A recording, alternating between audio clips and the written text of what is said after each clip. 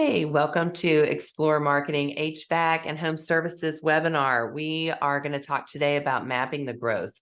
And this is specifically about marketing strategies that you need for each of your growth stages and revenue. I'm Pam Mashburn. I've been with Explore Marketing since 2006. We've been working with HVAC and home service owners for 4 years. And we've seen lots of different clients that have been in the less than 400,000 range. We've worked with ones between 400 and a million, at a million, and then even in 4 million and above. So each of them have their specific challenges, and we thought we'd just go through and talk about some specific strategies that you need to be implementing in each of those areas. So let's get started. Growth is obviously going to be tied, especially in this industry, to your marketing reach. So a lot of that is all based on branding.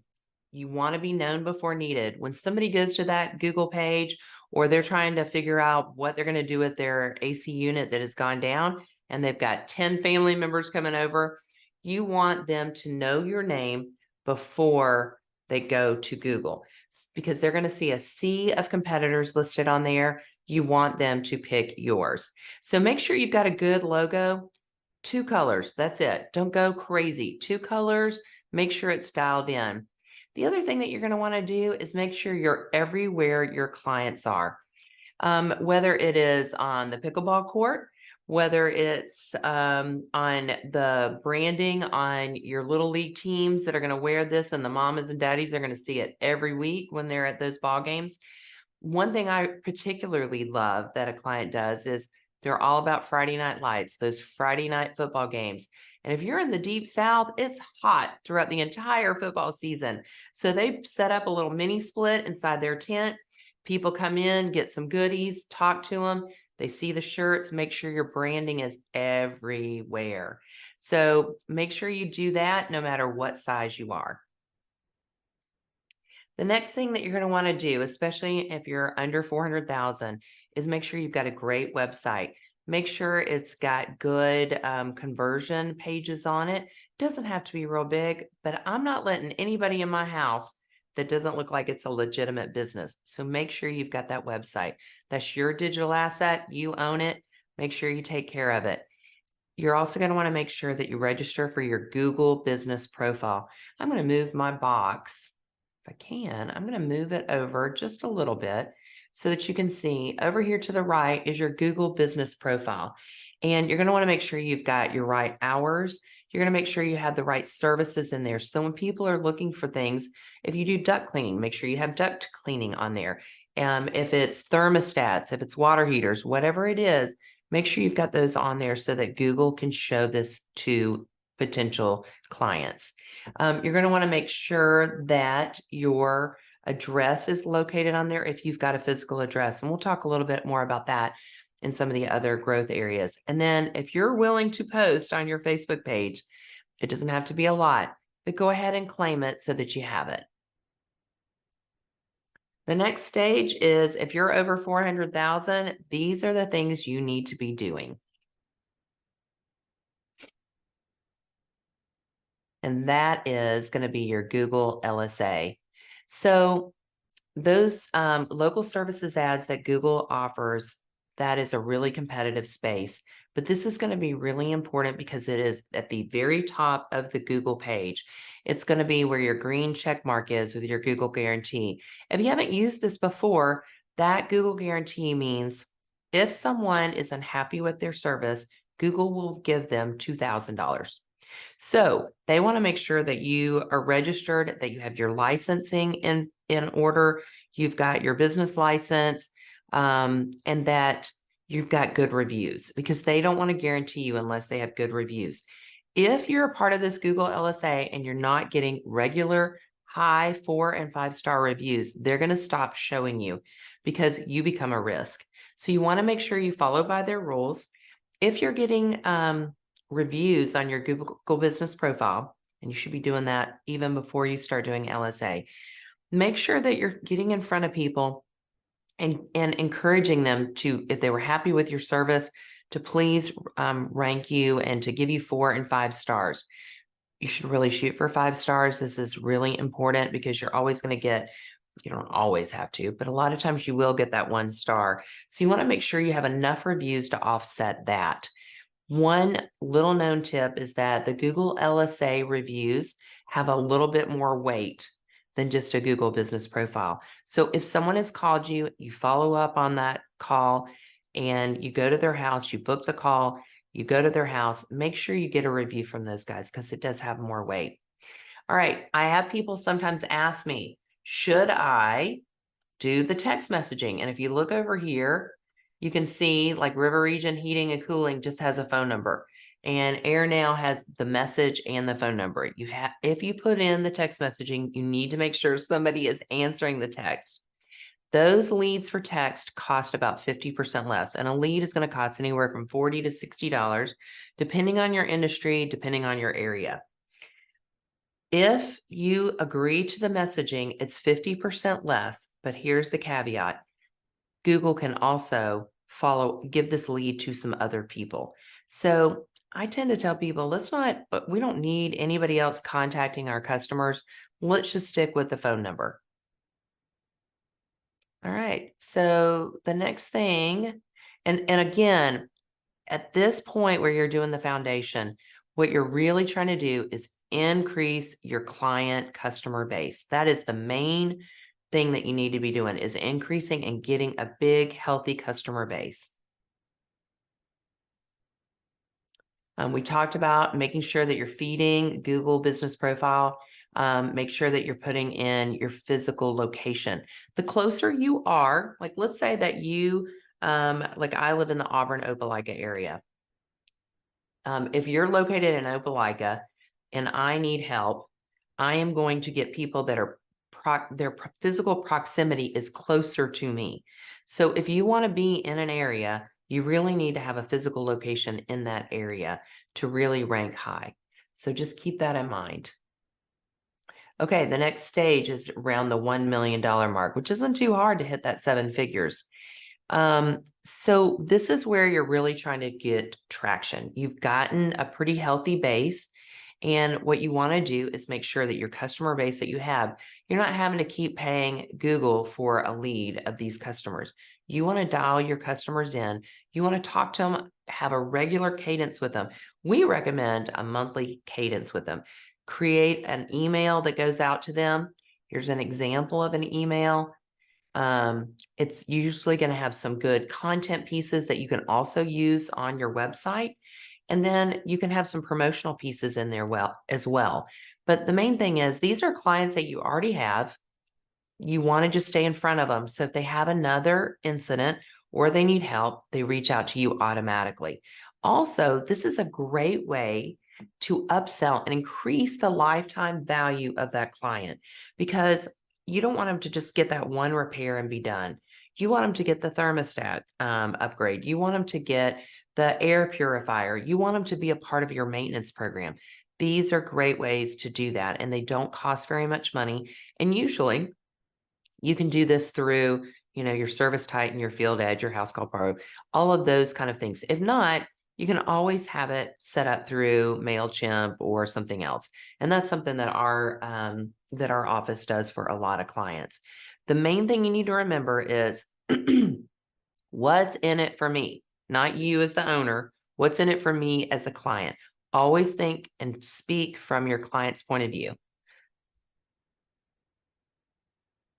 All right. So the next thing that you're going to want to start growing into is more Google ads. I'm going to move me around. I'm like a puzzle person going everywhere. So if you see at the top, you can see that there's Yelp reviews. A lot of people don't use Yelp unless they're unhappy, but you need to be responding to those reviews. In your Google business profile, you need to be responding to the reviews. Thank you so much for this great review. Oh, if you're having a problem, let me check into it and see what I can find out, and then respond back to it. People understand that mistakes can be made. What they don't understand is when you don't take care of it. So make sure you do that. And you want to make sure you're dominating the first page of Google. So the ways to do that is with LSA, with Google Ads, and then also with Yelp, because Yelp even if you're not getting a lot of Yelp reviews, you need to make sure you claim your page on there, because Yelp organically shows up pretty high on Google. So even if you're not like Spencer Heating and Air and showing up on position 1, if you can at least be with Yelp, you can get more traction that way. Now, Google Ads, you want to make sure that the map pack, that you're showing up for that, and that's part of feeding your Google business profile. And then also there's also Google AdWords or Google Ads. So these are areas that these are the sponsored ads that you can show up for as well. And that can have a little bit more verbiage about you. It can talk about some of those auxiliary services you have as well.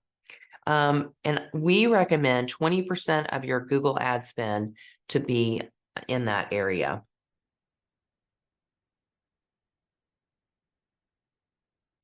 So another area that we say that once you're in this 1 million plus area, to increase in and to be known before you're needed is in display ads. So these are the ads that when people are searching and they're on like the Weather Channel app, or they're searching and they're on a parenting website, whatever it is, that your ad would show up. One of the things that's important is that you understand who you want to go after. So you can set up these ads to show up based on a person's location, like their zip code, their county, but it's also can be based off of, I only want people with 100,000 or more in household income for me to show up. And it may be less or more depending on your area. It can also be, I want people that are moms. I want people that are homeowners. So you can set up, there's like 11,000 targeting elements, and you can set up your targeting elements so that only people that are in those areas show up, receive these ads. It's a really inexpensive way to do outreach. Okay, so now I'm moving myself again. Now, let's say that you are in the 4 million-ish range of annual revenue and you want to do some more growth. So here is where we do focus growth. So at this point, you've got a large part of the client or a large part of the market share. So at this point, what you want to do is focus on growth that's highly targeted. So I call this strategic domination and location growth. So I'm going to move this down again because I think, actually, I'm going to move myself all the way over here. I'm not really, in fact, I'll just take myself right off screen. So you're going to want to geofence specific areas, specific neighborhoods. And basically what you're doing, I'm going to show myself back in again. What you're basically doing is you're drawing an invisible fence around a neighborhood.